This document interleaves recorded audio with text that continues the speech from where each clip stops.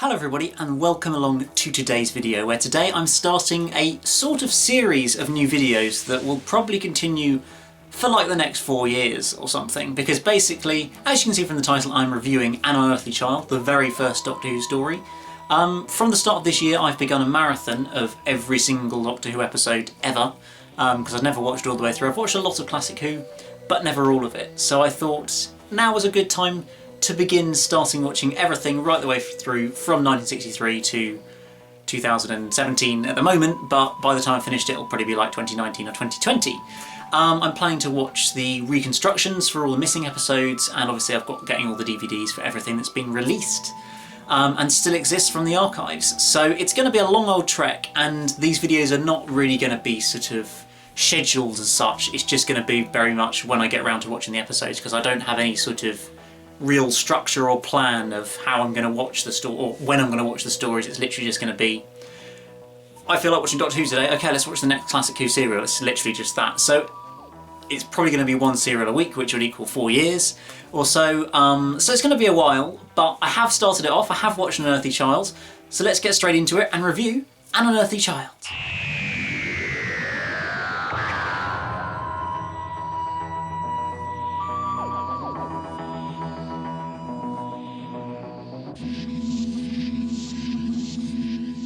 So we head back all the way to the very beginning, to 23rd of November 1963, just after 5:15 PM, that Saturday evening, when this mysterious new sci-fi television programme came onto BBC One with this mysterious old man and this girl who doesn't seem to fit into the Earth, or into London or Britain or the world in 1963. The start of a fantastic journey, a wonderful journey with a madman in a box, as it were. Way back when it was William Hartnell, now it's Jodie Whittaker. Who would have thought that? But this really is a phenomenal start to Doctor Who, I think. It is the stereotypical view, but I do agree that episode 1 is great and the next 3 are a bit naff. I'll come into more detail on that later on, but that is the overriding opinion, I have to say. But let's take episode 1 to start off with. Not the actual pilot, the episode 1 that was actually transmitted, because of course I did watch most of the pilot as well, and you can see it's a little bit iffy. The Doctor is a little bit too grumpy and miserable and almost evil, borderline evil, and the doors keep flying open and it's just a bit of a mess, really, and I can understand certainly why they chose to film this all over again. But the actual episode 1 is really fascinating and really interestingly done, I think. And obviously you start off with those really unusual title sequence, nothing you'd ever really seen on TV before, with that sort of look and the music in the background. And then I hadn't realised before until watching it this time round that the music continues in through that first scene, when you've got the policeman standing outside Totter's Lane and outside that little sort of almost that area where the TARDIS is, and then the music still continues as we go through the doors and then pan up to see the TARDIS for the very first time. Obviously it's really weird for us now because of all the sort of baggage and history of it, but back then it would have just been a normal 1960s police box. There wouldn't have really been anything significant about that at the time, so it's sort of almost really clever of them to keep that music in and that real air of mystery going on in that first scene, to make it look, and using that low angle shot to sort of panning up to show that this isn't just some old blue police box, it is actually something a bit more significant than that. So I think that's such a cleverly done first sort of opening sequence, and then you sort of have that goes out of focus fade and then fading back into suddenly we're in the school in this completely different setting. It's just a really brilliantly mysterious and interesting way to start an episode and start a whole show. And this first episode does just have a genuinely interesting plot to it, of who is this mysterious girl, Susan Foreman, who seems to have otherworldly knowledge beyond this world, but doesn't know basic things about money. And that kind of thing is fascinating. It's just a really interesting sort of idea, and a great way to be able to introduce all the main characters and sort of bring the plot together to send them off on adventures later on. But it's such a sort of cleverly done, I think. And so of course you have all the school scenes and that kind of thing, which are okay. They are good and interesting, but there's nothing too much to say about them. I think it just introduces Susan, introduces obviously Barbara and Ian as well quite nicely, but we don't see any of the Doctor yet. We're still sort of building up to seeing him a little bit later on in the episode, once Barbara and Ian head over to the to Totter's Lane to follow Susan and see where she goes every night back home, which turns out to be a mysterious junkyard and a police box. And this is once again where this first episode really just becomes such a brilliant episode, a brilliant story. All those scenes when the Doctor first appears and Ian and Barbara are questioning him and trying to understand what's going on. This mysterious, otherworldly figure who seems so sort of grumpy and snappy and kind of just trying to shuffle them, get rid of them. He wants them to just go out of the way, leave them alone, and trying to stop them from getting into the TARDIS. It's a really sort of differently written Doctor to a lot of what we get now, obviously. But it's really just interesting to see that how much he almost sort of doesn't like humans and doesn't really want other people interfering in what's going on in his life. I think that's a really sort of interesting play on it. And then of course they bring them into the TARDIS, and that sort of first shot as we go through and they sort of look around in disbelief at what's happening and what is this machine, how is this possible? It's so cleverly, fantastically done. And then of course all the dialogue in there is fantastic, so they sort of try to understand what this machine is. Susan explains the name. I mean, if someone can help me out here, obviously she says she made up the name from the initials, TARDIS for Time Relative Dimension in Space, but then it's called a TARDIS by the Time Lords before that. So if someone who's a bit more up on this than me, what is the canon explanation as to that line? Is that just Susan being... I don't know. Is it just a sort of production error or what?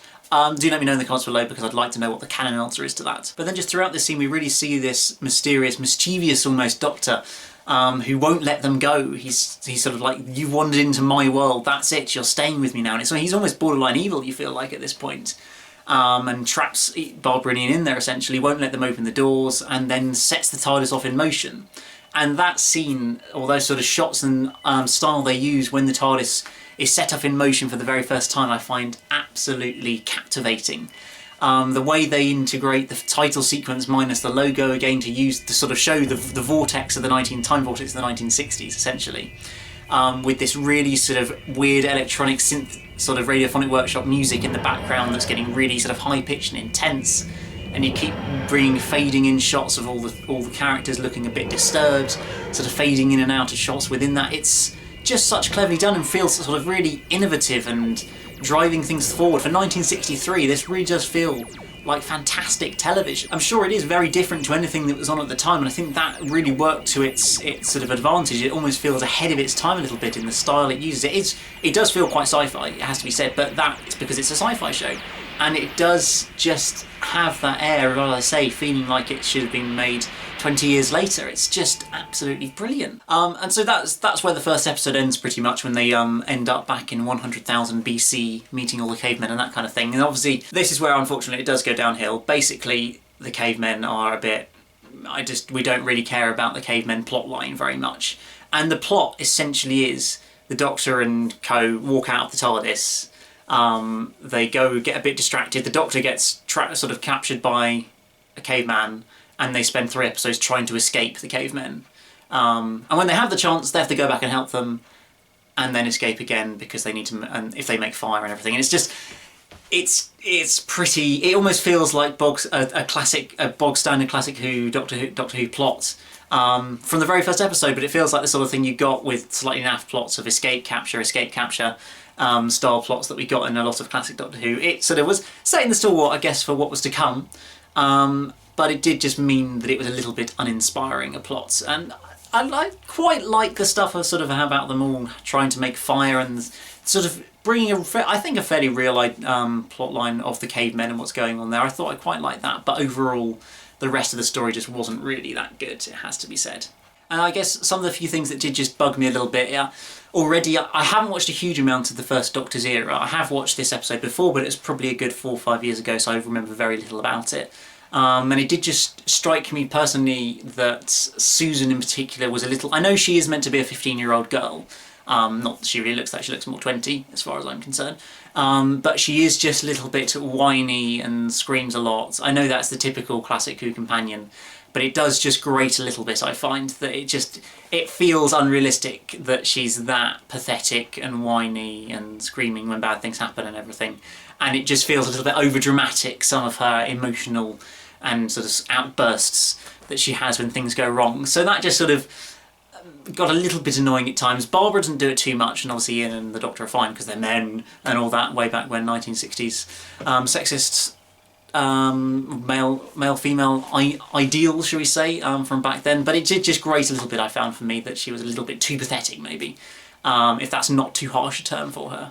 But it definitely set up the Doctor as a really sort of interesting character straight away, right through these 4 episodes. He is a very sort of calculated, mischievous, sort of kind of scheming person, more sort of figured on trying to outwit, and he was already trying to take control of the room and outsmart all the villains and the enemies of the cavemen in this situation. Straight away, that sort of trait of the Doctor is set out there, and I really like that. He's a little bit maybe less likeable than the future Doctors just because he hasn't mellowed quite so yet, and I think from sort of reading stuff that he does mellow out quite a lot over the first Doctor's era. But now he is an interesting character, but maybe a little bit difficult to get onto, because he is, I mean, this first sort of 3 or 4 serials are all about Ian and Barbara just trying to get back to Earth. Obviously I know it never happens in the end, or they sort of head off somewhere. I lose track of all the episodes, I haven't seen that many. But that is the sort of plot of a lot of it, and the Doctor's stopping them essentially. And once we get into the Daleks, which I'm actually in the middle of watching at the moment, and we'll be reviewing shortly, hopefully, he does get that little bit more mischievous and sort of scheming in his ideas to try and obviously see the Dalek City. But that's for another video. And to be honest, I don't have a 3 and 4 just because they're bog standard, really. They're just... An Unearthly Child is all about the episode actually titled An Unearthly Child. The very first part, the part 1, is what this story is all about, and that's the one that's really memorable.